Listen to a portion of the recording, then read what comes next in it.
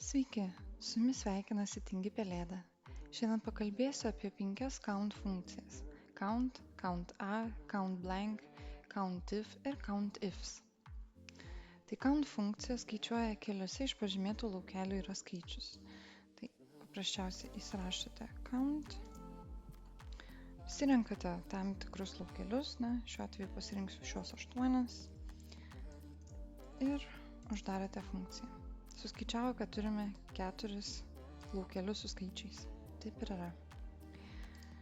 COUNTIF skaičiuoja keliose iš pažymėtų laukelių yra tam tikra reikšmė. Gali būti ir skaičius, ir tekstas, gali būti net tam tikra sąlyga. Kaip pavyzdys, COUNTIF pasižymiu skaičius ir sakykime, aš noriu, kad man iš tų skaičių suskaičiuotų keliose laukeliuose esantis skaičius yra didesnis už 10, ar ne? Šiuo atveju, kadangi rašau loginę sąlygą, ne tik vieną kažkokį tai skaičių, įdedu ją į kabutes. Enter. Gavome atsakymą 5. Na ir pažiūrėkime. 15, tai 1, 2, 3, 4, 5. Teisingai. Galima dirbti su tekstu, su šiomis formulėmis, kaip ir sakiau. Tai kaip pavyzdys galiu, pavyzdžiui, nusirodyti, kad nelygu ir, sakykime, nelygu A4 popierius tekstui.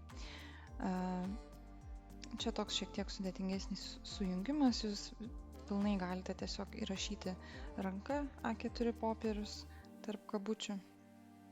Na ir galbūt aš pakeisiu, ne galbūt, bet turiu pakeisti duomenų sritį, tai pasirinkime visas prekes, ar ne?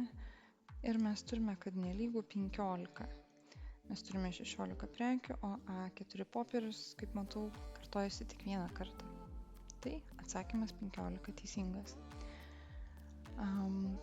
Jeigu norite sužinoti, kiek apskritai yra laukelių su tekstu, tokiu atveju jums tarp kabučių reikia įrašyti tik žvaigždutės simbolį.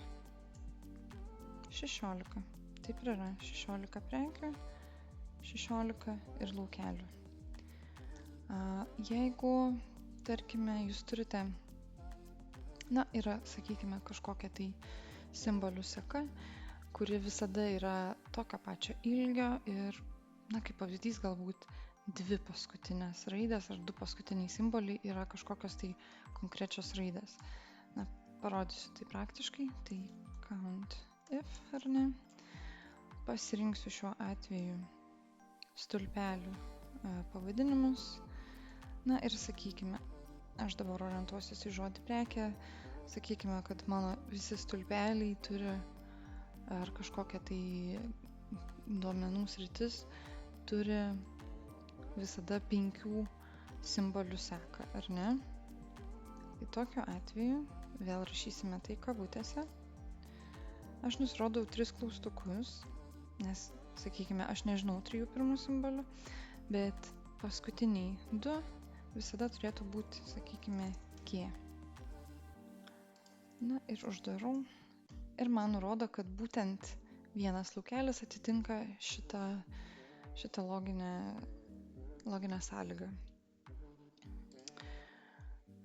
Jeigu jums reikėtų kažkokio tai, kad jeigu norite rasti tikrą klaustuką ar žvaigždutę, būtent prieš tą simbolį turite įvesti tildės ženklą.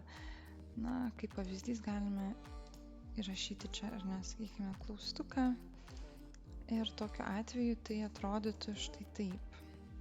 Tildės ženklas ir klaustukas. Ir reikia tik pakeisti duomenų sritį. Paimkime štai šitaip. Ir gavome 1.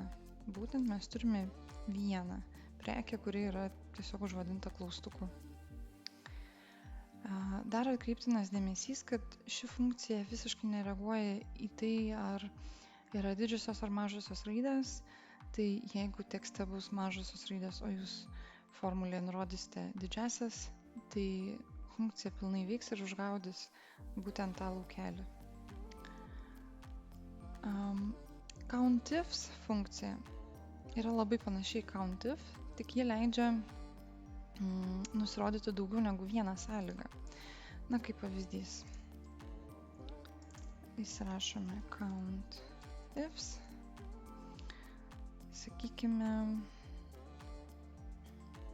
susirenku prekes ir noriu galbūt surasti užrašų knygelę kieta.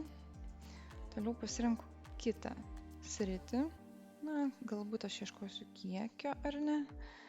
Ir, sakykime, nusirodau, kad man suskaičiuotų, kur yra daugiau negu 2 vienetai. Uždarau funkciją. Gavome 2. Dabar ką mes iš tikrųjų gavome? Aš paprašiau funkcijos, kad jinai paieškotų tarp viso šito prekių sąrašo ir išrinktų būtent tas prekes, kurios turi užrašų knygelė kieta. Bet tuo pačiu aš paprašiau, kad iš tų užrašų knygelė kieta paskaičiuotų ir, išrinktų ir suskaičiuotų, kiek atitinka sąlyga, kad kiekis yra daugiau už 2. Šiuo atveju mes turime tokias 2 eilutes, ar ne? Tai būtent funkcija mums ir grąžino, kad yra 2.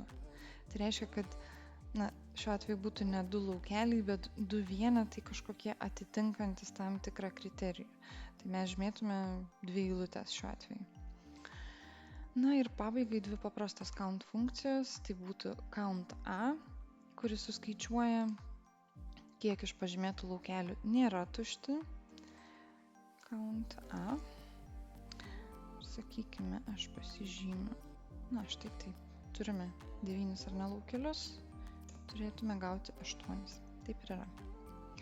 Na ir count blank, kuris suskaičiuoja, kiek iš pažymėtų laukelių būtent yra tušti. Tai galime vėl tą patį padaryti. Count blank, ar ne? Galime vėl tą pačią sritį pažymėti. Žinome, kad tai yra 9 laukeliai, bet mums grąžino vienetą, nes būtent tik vienas laukelis buvo tuščias. Tai šiam kartui tiek. Jei patiko šis video, prašau paspauskite patinka. Ačiū už dėmesį ir iki kito karto.